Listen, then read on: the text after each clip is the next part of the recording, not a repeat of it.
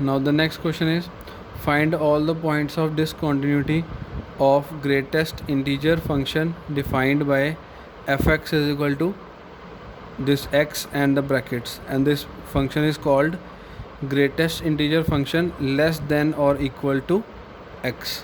ठीक है, तो fx की वैल्यू यहाँ पे इस तरीके से दी है. देखो ये हम पढ़ चुके हैं, जब हमने +1 में लिमिट्स किया था तो उसमें भी ये क्वेश्चन आया था इस तरीके का. ठीक है, तो मैं आपको फिर से रिवाइज़ करवाता हूँ कि ये कौन सा फंक्शन होता है, कैसे इसकी वैल्यू लेते हैं. ठीक है, सो this is greatest integer function less than और इक्वल टू x.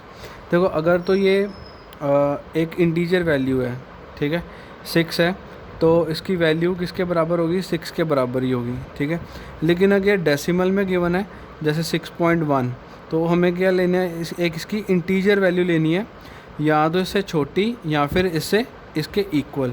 तो इससे छोटी इंटीजर वैल्यू कौन सी है, वो 6 है.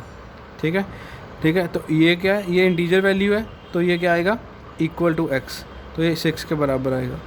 अब जैसे 6.9 है, 6.9 से छोटा इंटीजर कौन सा है, वो 6 ही है. ठीक है, 5.5 से छोटा इंटीजर कौन सा है, 5 है. 4 अगर दिया है तो ये खुद इंटीजर वैल्यू है, तो इसकी वैल्यू 4 ही आएगी. ठीक है, तो ये इस तरीके से हम इंटीजर फंक्शन को सॉल्व करते हैं. ठीक है, अब देखो यहाँ पे दो तरह के आंसर आ जाते हैं. जब 6.1 हो तभी 6 आ रहा है, 6 हो तभी 6 आ रहा है. ठीक है, तो हम यहाँ पे दो केसेस लेंगे. ठीक है, क्वेश्चन में. ठीक है, अब पहले एक बार क्वेश्चन को समझते हैं कि उसने पूछा क्या है. पूछ रहा है find all the points of discontinuity. हमें पॉइंट्स निकालने हैं किस पॉइंट्स के ऊपर वो डिसकॉन्टीन्यूस है. ठीक है, मतलब एक पर्टिकुलर पॉइंट नहीं दिया गया हमें जहाँ पे हमने कॉन्टीन्यूटी चेक करनी है. ओके, सो हम क्या करते हैं, एक सपोज कर लेते हैं एक point, let a be an real number. कोई भी एक रियल नंबर ले लेते हैं जहाँ पे हम उसकी कॉन्टीन्यूटी या डिसकॉन्टीन्यूटी चेक करेंगे. ठीक है, तो एक एक करके तो पॉइंट्स ले नहीं सकते, तो हमने जनरल फॉर्म में एक पॉइंट ए ले लिया. ठीक है, now there will be two cases. First case is when a is not an integer. जब ए इंटीजर वैल्यू नहीं होगी, जैसे 6.1 या 6.9, 5.1, जब ऐसी वैल्यूज़ होंगी, तो इस अगर मैं 6.1, 6.1, 6.2, 6.3, 6.9 तक कुछ भी ले लूँ तो मेरा आंसर हमेशा 6 ही आता है. तो यहाँ पे हम क्या कर रहे हैं, एक लिमिट सीधा ही सॉल्व कर रहे हैं. ठीक है, यहाँ पे मतलब लेफ्ट हैंड लिमिट और राइट हैंड लिमिट नहीं ले रहे. ठीक है, so limit x approaches to a fx will be equal to limit x approaches to a. This is the value of fx जो हमें गिवन है, वो यहाँ पे फिल की गई है. ठीक है, अब जब मैं लिमिट फिल करूँगा तो यहाँ पे वैल्यू आ जाएगी greatest integer function of a. ठीक है, अब क्योंकि a एक इंटीजर नहीं है, तो चाहे अगर सपोज़ a की वैल्यू मैं लेता हूँ 7, तो अगर इंटीजर वैल्यू नहीं है तो ये 7.1, 7.2, 7.3 ऐसे आएगा 7.9 तक. अगर सभी की मैं इंटीजर वैल्यू देखूँ तो वो हमेशा 7 ही आती है. ठीक है, हमेशा 7 ही बनती है, तो इसलिए इसकी इंटीजर फंक्शन की वैल्यू कितनी आएगी, हमेशा a ही आएगी. ठीक है, and next we will find f of a. ठीक है, तो f ऑफ a किसके बराबर होगा, वो भी इंटीजर वैल्यू a के बराबर होगा. देखो ये fx है, x की जगह पे a फिल करेंगे, यहाँ पे a फिल हो जाएगा. ठीक है, तो इसकी वैल्यू भी कितनी आएगी, a ही आएगी. दोनों इक्वल आ गए. Limit x approaches to a fx is equal to f of a, ये दोनों इक्वल आ गए. So we can say that f is continuous at the non integer values. तो इस पे तो कॉन्टिन्यूस है, लेकिन हमें उसने पूछा था find the points of discontinuity. तो सेकंड केस देखते हैं. ठीक है, when a is an integer. ठीक है, मतलब जैसे अगर इंटीजर है 6, जैसे वैल्यू 6 पे ले रहे हैं, तो उसके ऊपर हम देखते हैं इसकी कॉन्टीन्यूटी. ठीक है, तो इस केस में अब लेफ्ट हैंड लिमिट अराइज होगी. So this is equal to limit x approaches to a negative greatest integer function x.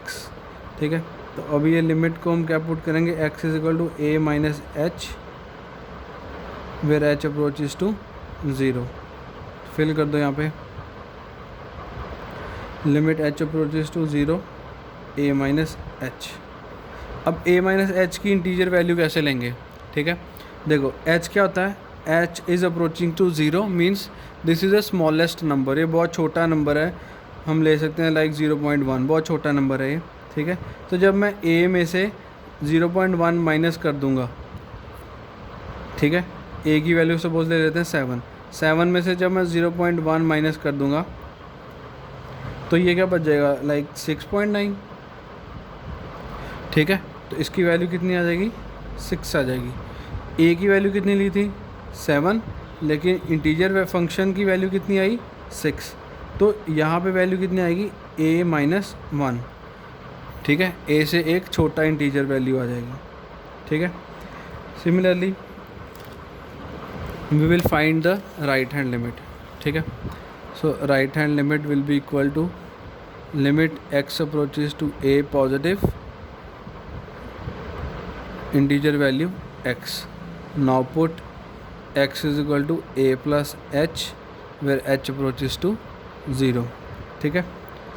So limit h approaches to 0 a plus h integer value, ठीक है। अब इसकी वैल्यू क्या होगी, देखो सपोज h अगेन बहुत छोटा नंबर है, 0.1 ले लेते हैं, ठीक है।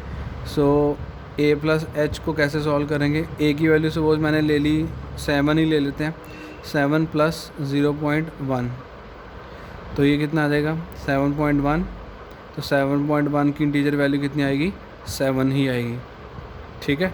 तो इसलिए इसकी वैल्यू, क्योंकि a की वैल्यू हमने 7 ली थी और इसकी वैल्यू भी कितनी आई 7 ही आई, तो this will be equal to a only, ठीक है। बट हमारी लेफ्ट हैंड लिमिट कितनी आई थी a माइनस 1, तो यहाँ से प्रूव हो गया कि left hand limit right hand limit के इक्वल नहीं है, ठीक है। तो जब ये इक्वल नहीं है तो मतलब ये डिसकॉन्टीन्यूस होगा। अब डिसकॉन्टीन्यूस किसके ऊपर होगा, इंटीजर वैल्यूज़ के ऊपर, क्योंकि हमने केस 2 में लिया था when a is an integer, ठीक है। So all the points of discontinuity are when a is an integer, so we can say that f is discontinuous at the points where a is an integer. So this is my answer.